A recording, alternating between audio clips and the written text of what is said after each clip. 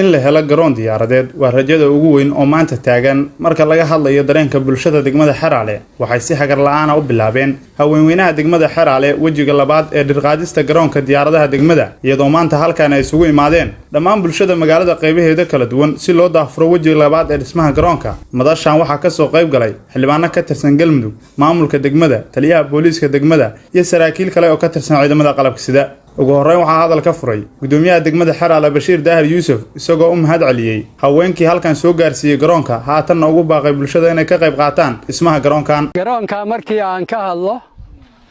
qaybtiisii koowaad oo geedqaadka baa dhamaatay qaybtii labaad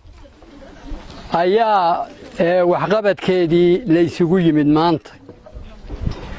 waxaan rabaa marka halkan inaan ka cadeeyo Xeraale in garoon diyaaradeed ay samaystaan bay go'aansadeen go'aankaas awalankiisii waxa qaatay dumarka jooga gabdhaha jooga gabdhahaasu garoonka lacagta lagu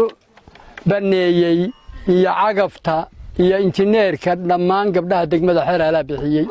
waxaan leenahay cid kasta oo aeroboorka sheer ku daranaysa waa ku soo dhaweynaynaa cid kasta oo hay'adaha caalamiga iyo kuwa maxalliga ahna waxaan ka codsanaynaa inay aeroboorka ka qayb qaataan hay'adaha horumarka ka shaqeeya waxaan kaloo dawladda Galmudug iyo federaalba ka codsanaynaa inay nagala qayb qaataan degmada Xeraale aeroboorkaas laga bineeyay oo bilowgiisii u socdo inay nagala qayb qaataan dibaanada wasiirada federaalka ku jira iyo Galmudugba hadday xildhibaanada direed waxaan ka codsanaynaa dhammaantood annagoon kala qaadayn inay aeroboorka nagala qayb qaataanna waa ka codsanaynaa ama waqooyi ha u dhasheen ama koonfur ha u dhasheen waa ku soo dhaweynaynaa waa aeroboorkay ka soo degi lahaayeen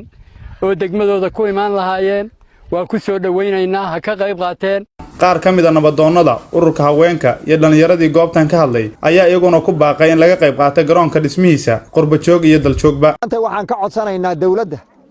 madaxweynaha iyo ra'iisul wasaaraha dawladda federaalka ah garoonka degmada Xeraale in ay noogu daraan oo uu ka miqnoodo general balaamka ama qorshaha guud oo qaranka inay ku daraan oo uu ka mid noqdo oo uu sidaas uga noqdo ka mid noqdo waxyaalaha dawladda Soomaaliya qaranka Soomaaliya ay dalka ka qabteen uu ka mid noqdo oo general balaamka uu ku jiro iyo ama si qorshaha guud hadba sidii loo yiraahdo waan ka codsanaynaa ayagoo nagala daahin dawladda Galmudug sidoo kaleeto qorshaheeda inay ku darsato oo sidii wax looga qaban lahaa annagoo dal iyo dabadba iska kaashanayna aan ku talagalno aeroboorka inaan dhisanno go'aan ha naga noqoto qofku markuu asagu wax qabsado